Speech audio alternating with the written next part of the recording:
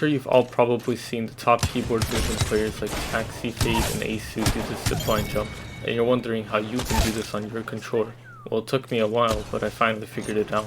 So the zipline jump is really easy on mouse and keyboard because you have to interact and then jump twice, but the scroll wheel makes those two jump inputs really easy to do. But on controller, this is almost impossible to get consistently. Okay, to be able to do this on controller, you have to go to your Steam config right here, and this is where you can set it up. By the way, for those of you that don't know, to be able to get here, you have to go into big picture mode, settings, controller settings, and make sure you have PlayStation configuration support or Xbox configuration support, whichever one you have. Make sure you have that on.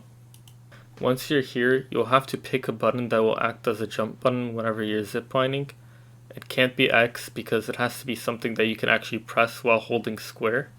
So for me it's right bumper because I can press while holding square.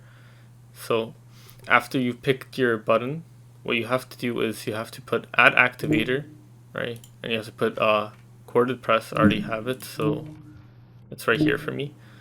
So put corded press on activation type, and then put corded button to square or X if you're on an Xbox controller, and then make that binding your jump button, and then put hold to repeat on turbo, and then repeat rate all the way up.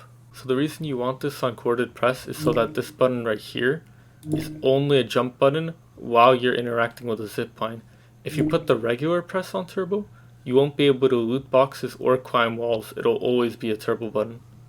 So I'm in the firing range. I'm going to show you how to actually do the zipline jump once you have the config set up.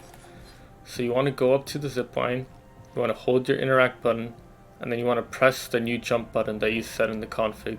So you have to get the timing right. It might take a couple tries. It might take you a while to get used to it. It took me a while to get used to it, but once you get used to it, it's really useful. So this is what it should look like.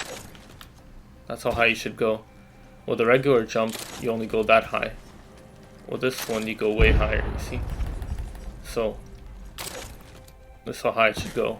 And then you could just turn while doing it, whatever. You could do a zipline jump, maybe even a triple one. Right. Alright, that's about it for the video, guys. I hope you found this helpful.